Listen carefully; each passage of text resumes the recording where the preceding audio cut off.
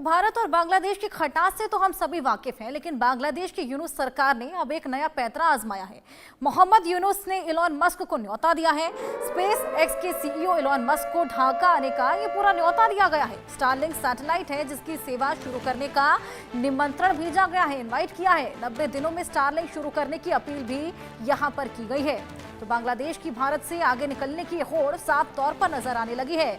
भारत में जल्द शुरू होने वाली है स्टारलिंक सेवा। ऐसे में राष्ट्रपति बनते ही ट्रंप ने बांग्लादेश को आर्थिक मदद रोक दी थी। झटका एक बेहद बड़ा बांग्लादेश को लगा था।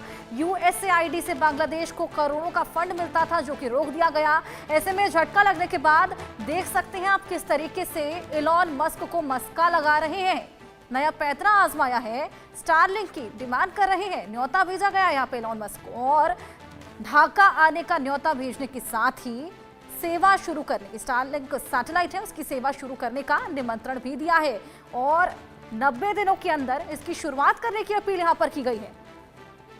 तो ये बौखलाहट भारत से आगे निकलने की साफ तौर पर देखी जा सकती है। ट्रंप ने तो बांग्लादेश को झटका दे ही दिया, लेकिन इलॉन मस्क को यहाँ पर मस्का लगा रहे हैं, न्योता भेज रहे हैं और यहाँ अपील कर रहे हैं कि 90 दिन में स्टारलिंक की सेवा शुरू कर दी जाए। मोहम्मद यूनुस ने इलॉन मस्क को ये न्योता दिया गया है।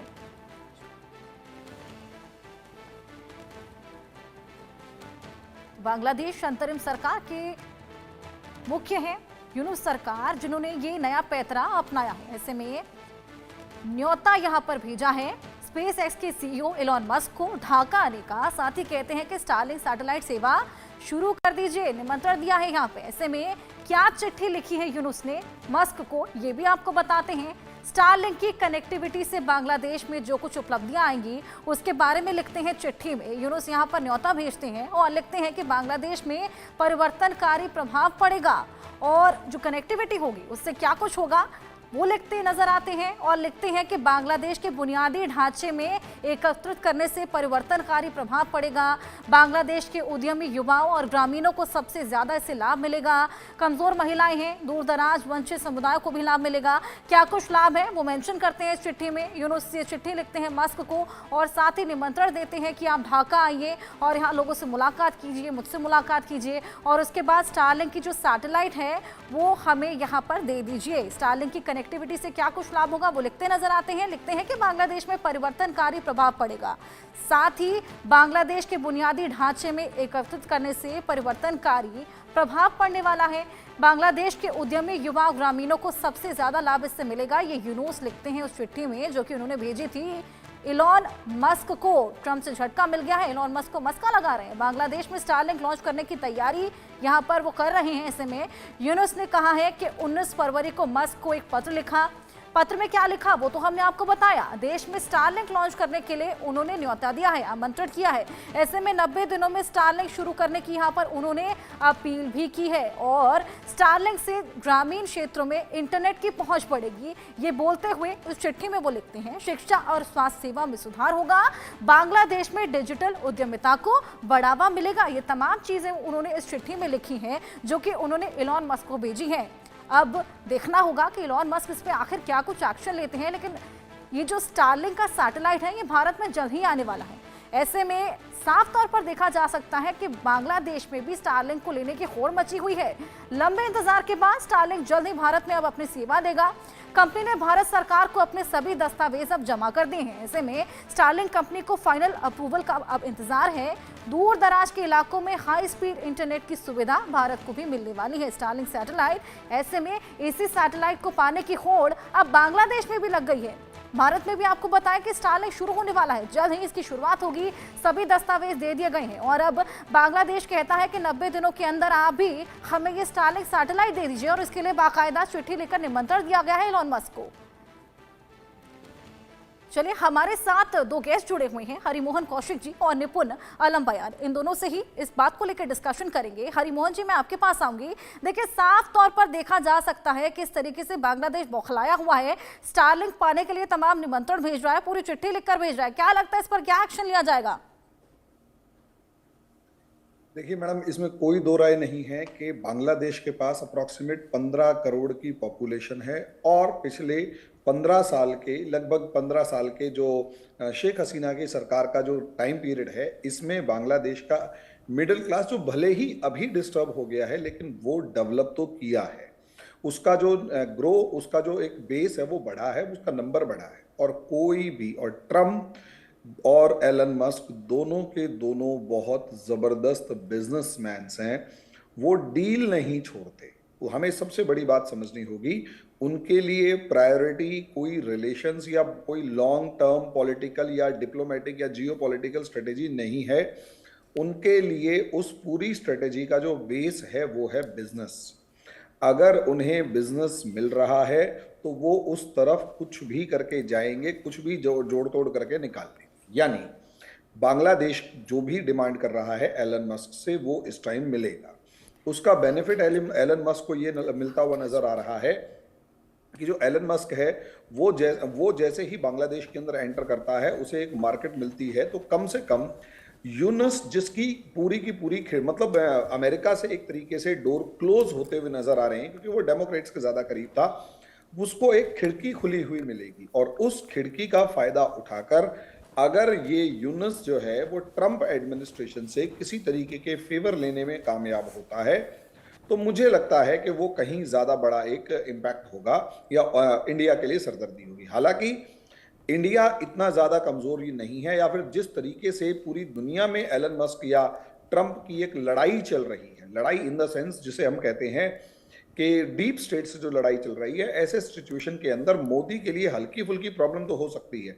यानी एलन मस्क और ट्रंप की बार्गेनिंग कैपेसिटी तो बढ़ेगी, लेकिन क्या पूरे तरीके से सिचुएशंस जो है वो इंडिया के अगेंस्ट हो जाएगी, ऐसा बिल्कुल नहीं है।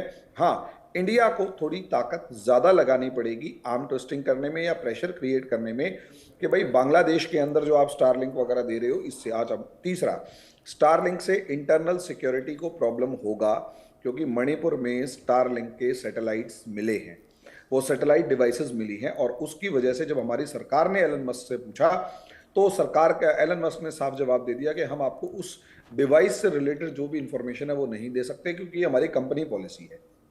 ऐसे में मैं वही चीज कह रहा हूं कि हमारी इंटरनल सिक्योरिटी के लिए प्रॉब्लम है और हमारे कंट्री को काफी ज्यादा प्रेशर तो झेलना पड़ेगा एलन मस्क और ट्रंप की तरफ से बांग्लादेश में। और ऐसा नहीं है कि वो बांग्लादेश को कुछ बहुत ही ज्यादा पॉजिटिव कर देंगे, बस बांग्लादेश के नाम से इंडिया से डील्स की जाए।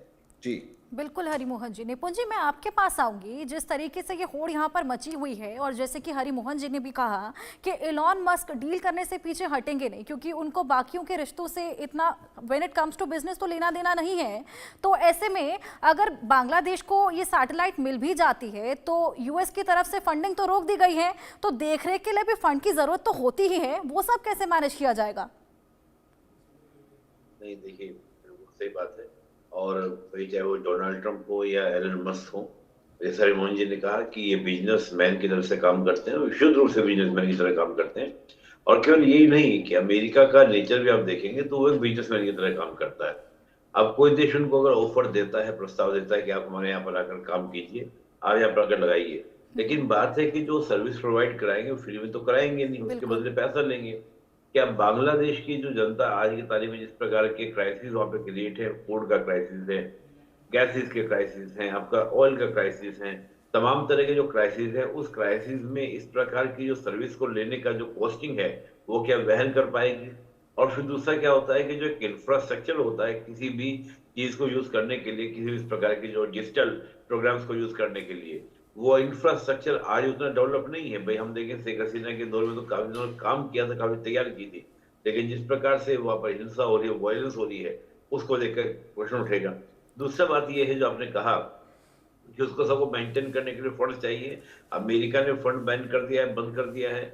इधर चाइना और पाकिस्तान, खैर पाकिस्तान तो खैर खुद ही स्थिति खराब है, तो चाइना की फंडिंग की वजह से ही थोड़ा वो जो बचा है, लेकिन चाइना की फंडिंग भी वैसा नहीं है कि चाइना जो पैसा लिया है उसने रिलीफ दिया है कि आपने जो मुझसे लोन लिया वो 20 की जगह आप 30 साल में दे देना, थोड़ा सा इंटरेस्ट क्या कर देना, कम कर देना, लेकिन बहुत हैवी फंडिंग आपको क्या है जिनकी बांग्लादेश को नहीं मिल रही है।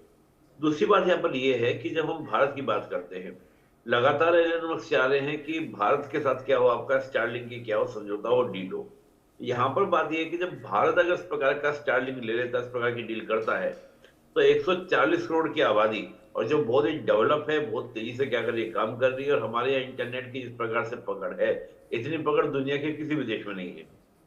यहाँ तक कि बांग्लादेश की जो मैं बात करता हूँ, तो बांग्लादेश के अंदर तो इन लीगल एक्टिविटीज में ज्यादा आपका इंटरनेट का यूज होगा। टेररिज्म का जिस प्रकार से एक सेंटर बनाने का प्रयास बांग्लादेश को किया जा रहा है, तो कल को हो सकता है कि नए तरह के क्वेश्चंस बांग्लादेश के ऊपर ही क्रिएट हो जाए कि तुमने क्या किया, किस प्रकार की तुमने व्यवस्था बना दी है। तो हो सकता है कि कल को बांग्लादेश के ऊपर क्वेश्चन क्रिएट होकर यहाँ पर स्टारलिंक को अपनी सेवाएं भी बंद करनी पड़ जाए। और मैं मानता हूँ कि जब भारत अपनी डील करेगा, तो बहुत सारी कंडीशन भारत भी लगाएगा कि भाई आपको हम 140 करोड़ लोगों का एक्सेस दे रहे हैं, तो बदले में आप हमें क्या देंगे। बदले में देखिए, जब इंटरनेशनल रिलेशंस की बात करते हैं, तो यहाँ पर गिव एंड टेक का रिलेशन होता है। आपसे अगर हम कुछ चीज ले रहे हैं, तो उसकी कुछ गारंटीज आपको देनी होगी। और हमेशा इंडिया की एक पॉलिसी ये रहती है कि जब भी इंडिया किसी भी देश के साथ कोई टेक्नोलॉजिकल डील करता है, तो उसमें कंडीशन ये लगाता है कि आप ये टेक्नोलॉजी किसी और को आप शेयर नहीं करेंगे, खासतौर से वहां जहां हमारे खिलाफ कुछ प्रतिद्वंदिता चल रही हो, कुछ हमारे खिलाफ कंपटीशन चलाने की बात कर रहे हो, हम उससे की कंडीशन वहां पे पहले क्या करते हैं, आरोपित करते हैं। तो लिहाजा बहुत सारी चीजें देखनी होती हैं, बहुत सारी चीजें यहाँ पर होती हैं। अब देखना है कि जो अभी यूनुस जो करना चाह रहे हैं, उसकी भी एक ही कारण है कि वो जानते हैं कि एलन मस्क का कद आज अमेरिका के एडमिनिस्ट्रेशन के अंदर बहुत बड़ा है। और अगर मैं एलन मस्क की कंपनी को इन्वाइट करता हूँ, तो कहीं ना कहीं जो अमेरिका से संबंध खराब हुए हैं बांग्लादेश के, वो कहीं ना कहीं बेटर हो सकते हैं। और आप जानते होंगे, जब पीएम मोदी विजिट करने गए थे अमेरिका, तो डोनाल्ड ट्रंप ने साफ कहा था कि जो बांग्लादेश का मैटर है वो पीएम मोदी देख लेंगे, यानी भारत देख लेगा। तो निर्विरोध इस देश को मान लिया गया हो कि वो इंडो पैसिफिक रीजन के अंदर सबका क्या है, यानी कि टॉप लीडरशिप, उसकी एक लीडरशिप को एक्सेप्ट कर लिया अमेरिका ने। तो ऐसे में जरूरी है कि इस प्रकार के प्रलोभन दिए जाए, लेकिन मैं मानता हूं कि एक स्ट्रेटेजिकल इंपोर्टेंस ज्यादा होता है इंटरनेशनल रिलेशंस के अंदर, ना कि एक इकोनॉमिकल इंटरेस्ट। और भारत तो वो देश है जो स्ट्रेटेजिकल इंटरेस्ट तो पूरा करता है, साथ ही इकोनॉमिकल इंटरेस्ट पूरा करता है। और आपको याद होगा, अभी पीयूष गोयल जी ने, हमारे जो मंत्री जी, उन्होंने घोषणा की है कि हम एक ऐसी डील करने वाली है जो मतलब ट्रेड डील जो आज तक नहीं हुई है।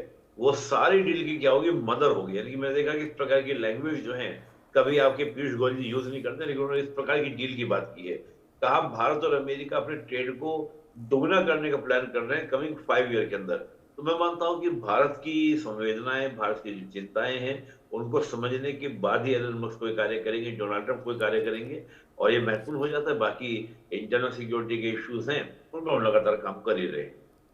बिल्कुल निपुण जी, यहाँ पर आपने गिव एंड टेक की बात करी, तो बांग्लादेश के पास फिलहाल देने को है क्या? क्योंकि फंडिंग है नहीं, आवाम खुश है नहीं, अंदर इंटरनल पीस है नहीं। हमने देखा किस तरीके से अंतर कला इतना ज़्यादा छिड़ा हुआ है कि आए दिन आगजनी देखने को मिलती है और प्रोटेस्ट देखने को मिल रहे हैं।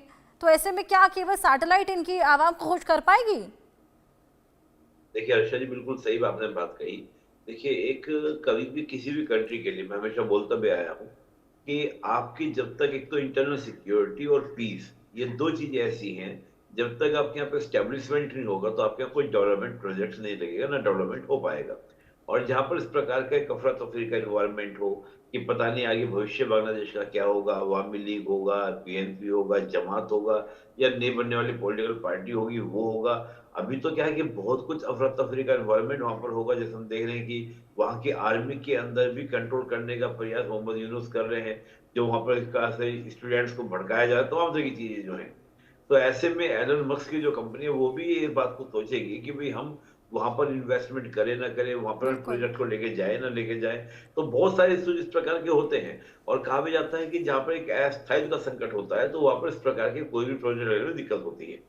मैं इसलिए कह रहा हूं कि भारत जो है सबसे मुहित जगह है, जहां पर पीस भी है, इंटरनल सिक्योरिटी बहुत स्ट्रांग है, गुड गवर्नेंस को हम लोग लेके चल रहे हैं। और तभी मैंने कहा कि अमेरिका इतना उत्साहित है भारत के साथ कि पीयूष गोयल जी ने कहा है कि हम बहुत बड़ी ट्रेड डील करने वाले हैं।